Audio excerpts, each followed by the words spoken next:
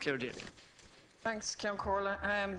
Taoiseach, I think it's important to take this opportunity to bring a bit of balance into the discussions around the visit of the US President and his wife, given the almost unprecedented slobbering over them that the nation has been exposed to over the last number of days. And it's really hard to know which is worse, whether it's the outpourings of the Obamas themselves or the sycophantic fawning over them by sections of the media and the political establishment. We've had separate and special news bulletins by the state broadcaster to tell us what Michelle Obama and her daughters had for lunch in Dublin, but very little questioning of the fact that she was having lunch with Mr. Tax Exile himself.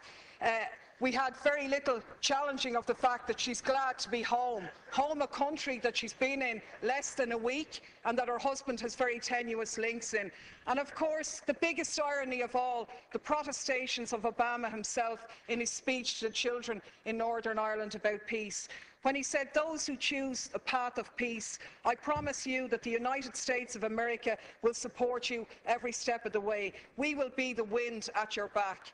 Now I ask you, is this person going for the Hypocrite of the Century award? Because we have to call things by their right names. And the reality is that by any serious examination, this man is a war criminal. He has just announced his decision to supply arms to the Syrian opposition, including the jihadists, fueling the destabilisation of that region and continuing to undermine secularism and knock back conditions for women.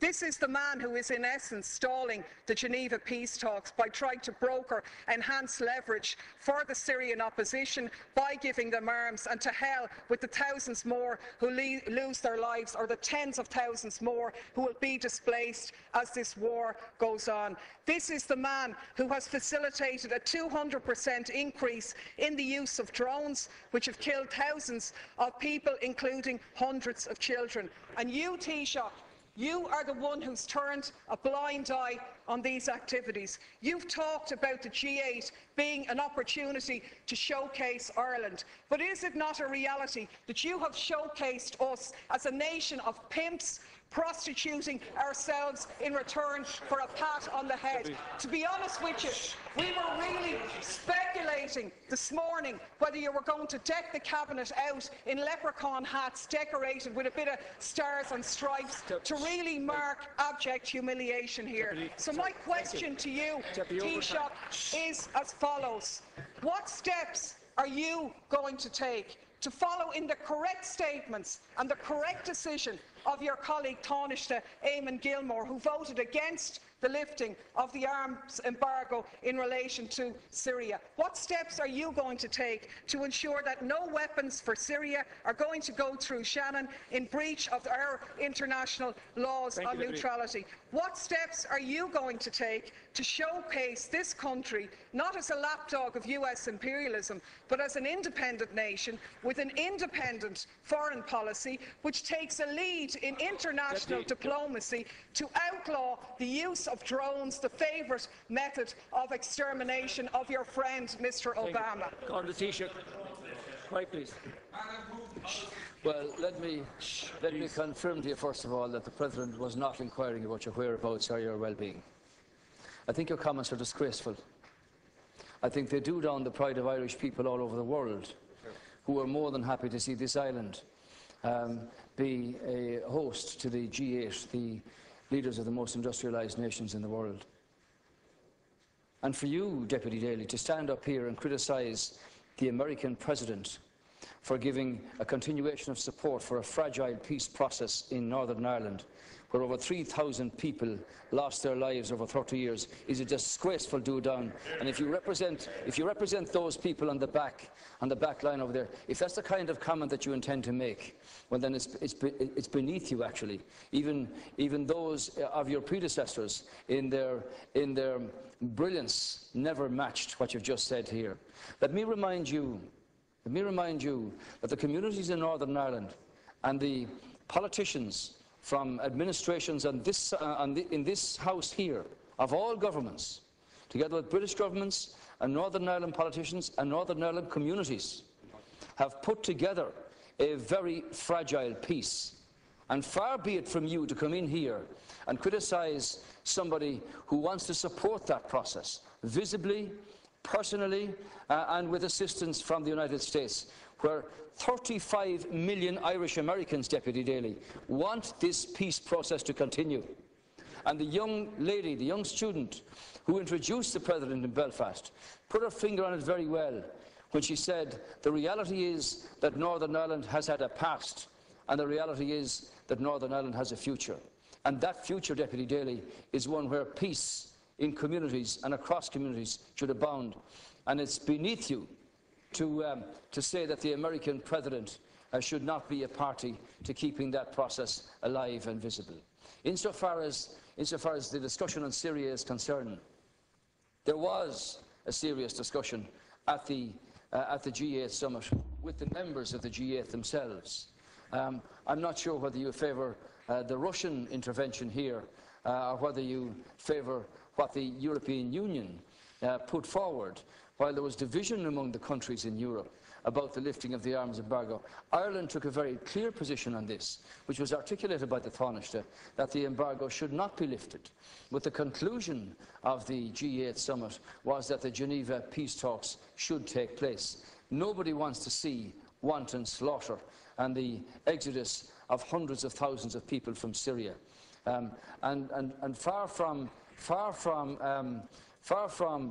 a warmongering discussion, the situation here is, what can you do to bring about discussions and negotiations that will restore, in the first instance, peace to this situation, and in the second instance, a structure that will allow Syria to continue in the time ahead without the obscenities and the humanitarian crisis that we've witnessed in the last 2 years. Deputy Daly, 1 minute. Please, yeah. 1 minute, Deputy. Thanks, Ceann Comhairle. Of course, I said nothing about the Northern Ireland peace process, a process which everybody supports, but is not one that gives you a licence to do whatever you like anywhere else around the globe. There isn't much peace in Iraq, where 26 people lost their lives yesterday. There isn't much peace in Afghanistan. There isn't much peace in Pakistan. And there certainly isn't much peace in Syria. And the side I'm on in Syria is the one, and what I agree with, is the statement by Oxfam, where Oxfam said sending arms to the Syrian opposition won't create a level playing field. Instead, it further risks fueling an arms free-for-all, where the victims are the civilians of Syria.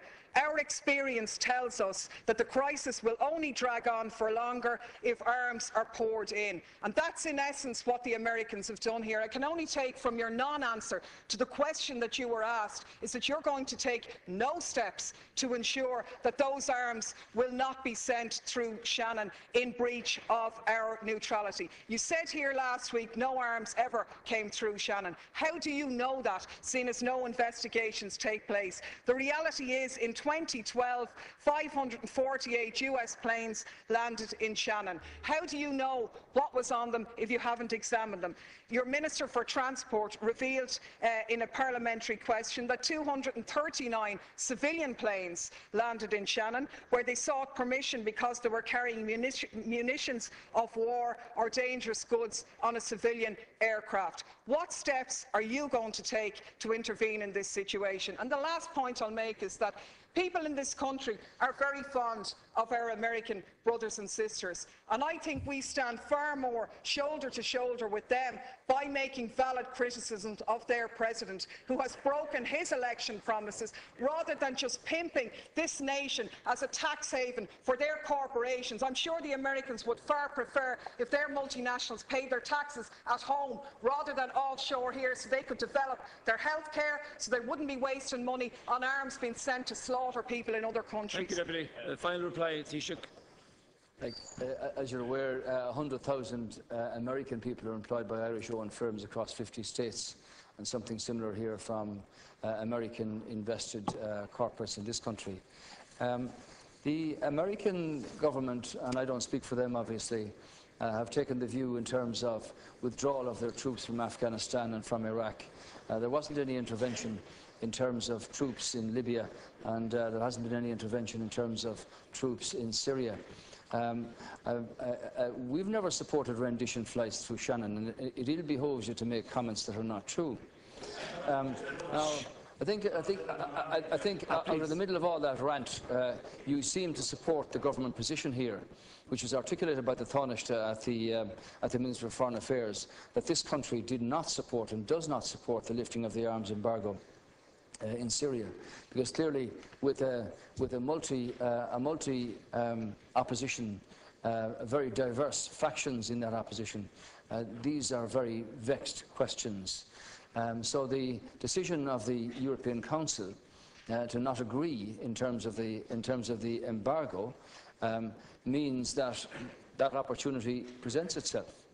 But everybody at the G8, as I understand it, was focused on getting the peace talks in Geneva underway, which might bring about some sense of solution here. Clearly, you haven't condemned the Iranians or the Hezbollah or the Russians for supplying arms to the Assad regime.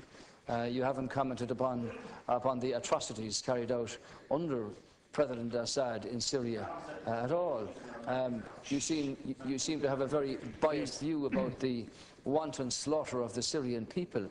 And everybody on this side, insofar as we're party to the European Union, wants to see a structure that would bring about the removal of President Assad, but peace restored to that country and its troubled people, and the hundreds of thousands who've had to exit us across the border with nothing but their families and a few belongings with them. So, in that sense, Deputy Daly, I hope, and it's the hope of the government, that the peace talks in Geneva can actually take place and that something comes from them. And while I wasn't at the discussion about Syria at the G8, my understanding is that there was a very frank disclosure about the various views here, and that hopefully something beneficial will come from that. That's the answer to your question.